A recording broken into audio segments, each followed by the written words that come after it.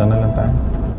Kinabukasan, April 15, 2026, nagmanmana sa labas ng bahay ang mga operatiba ng PIDEA kasama ang resibo. Maglalabasan na yan kasi dumating na tenant, no?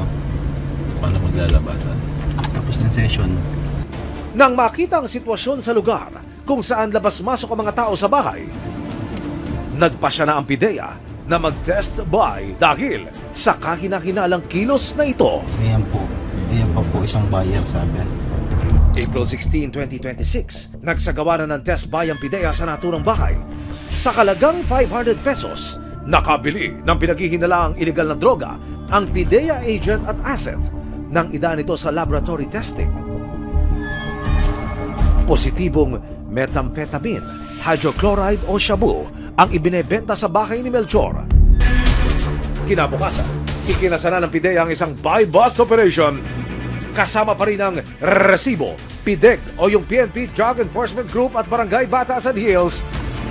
Pumako na ang mga operatiba sa labas ng bahay. Ilang tao daw yun nandun? Apat. Mag-asawa nandun. Apat yun nandun, ready na. Baka mawala pa isa-isa. Ready lang ha. Nakabili na yung tropa. May hiling ka ba, sumbong o reklamo? Oras na para arestuhin ang suspect. Agrabyado, Wala ko lang po sir yung motor ko sir. Wala ko nito sir. Kung ano po ba yan sir? tumindig ka. Sa isa pang kwarto, bumungad ang isang lalaki. Wala ang gamit dyan? Kumpirmado, siya na ang hinahanap ng PIDEA na si Melchor Abordo. Mga PIDEA agent kami. Inaaresto namin kayo sa salang drug den at pagbebenta ng binagbabawal na gamot. Pero si Melchor, todo deny pa. Wala raw siyang ginagawang masama sa loob ng kanilang tahanan. Dali na. Nasaan? Wala. Nasaan nga? Nasaan? Wala nga, hindi nga po ako. Nasaan? Alam namin yan. Nakita rin sa bahay ang isa pang lalaki. Si Kuya, manghihiram lang daw ng pang-ayos ng speaker. Opo, sir. Nasaan? Nandito po, sir. Balito. Speaker ginagawa mo? Opo, sir. Yung gumagawa po kasi akong mini, yung Bluetooth speaker. Nangihiram po ako ng pang bilog ng ano. Pero maya-maya pa, sumilip ang isang pipe mula sa kanyang bag. Anong ay? Anong ay?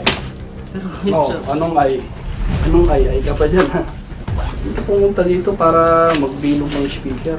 Opo, nangihiram po ako, sir. Talagang gumagawa po ako to sa bahay. Bibilogin mo pa yung ulo namin. Nang tanongin namin kung ano ang kanyang tunay na pakay sa bahay na ito, shocked din daw siya kung bakit siya may dalang pipa. Yung po nangihiram po ako ng pangbilog nga po ng speaker kasi gumagawa nga po ako ng mini Bluetooth speaker.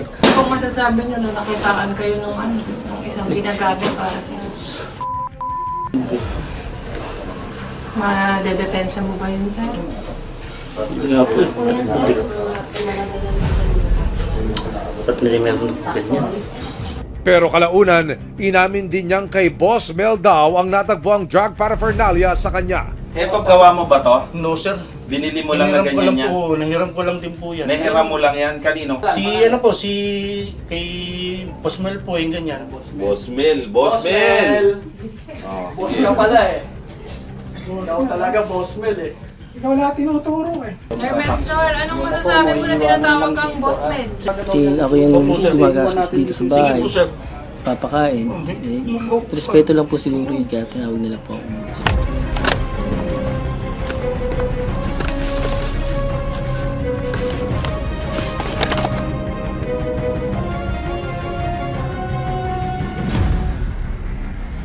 Maraming salamat sa panonood, mga kapuso. Para masundan ang mga reklamong nasolusyonan ng resibo, mag-subscribe lamang sa GMA Public Affairs YouTube channel